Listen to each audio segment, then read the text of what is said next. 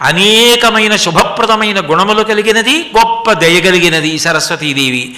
నిరతదయాప్రదశీల వరదా ప్రియ. లక్ష్మీదేవి అయితే వరదరాజస్వామి ఇల్లాలు అన్నాం. వరదా ప్రియ. వర దా వరములను ఇవ్వడంలో ప్రియ ఇష్టమైనది, ఇవ్వడం ఇష్టం. సరస్వతీదేవికి ఇవ్వడం ఇష్టం. సరస్వతీ కటాక్షం ఉన్నవాడికి చెప్పడం ఇష్టం, దాచుకుంటే పాడైపోతాడు. అందుకని వరదా ప్రియ. ఇవ్వడం ఇష్టం ఎప్పుడు వస్తుందంటే సరస్వతీ కటాక్షం ఉంటే. కాబట్టి వరదా ప్రియ. దాచుకుంటే ఏమవుతుందిరా, ఇచ్చుకుంటే తరిస్తానంటాడు సరస్వతీ కటాక్షం ఉన్నవాడు. వరదా ప్రియ. వరదా ప్రియ రంగనాయకి.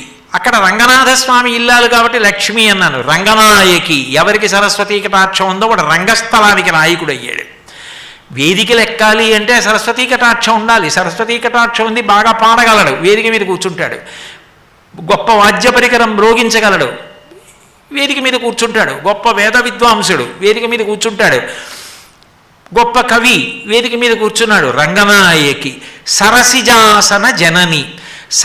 సరసిజాసన జనని బ్రహ్మగారి యొక్క తల్లిగారు లక్ష్మీదేవి అన్నాం. సరసిజాసన అని విడదీయండి. తామర పువ్వు మీద కూర్చుంది. జనని, మనందరికీ తల్లి.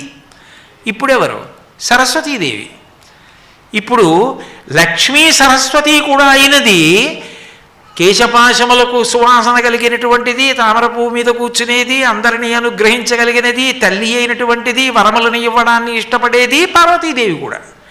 అప్పుడు ఎవరావిడ?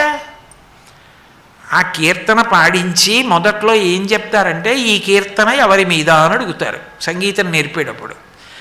ముందు పిల్లలు వరవీణ మృదుపాణి అనగానే సరస్వతీదేవి మీద అంటారు, కాదు లక్ష్మీదేవి మీద అంటారు గురువుగారు. అని లక్ష్మీదేవికి అన్వయం చేసి చెప్తారు.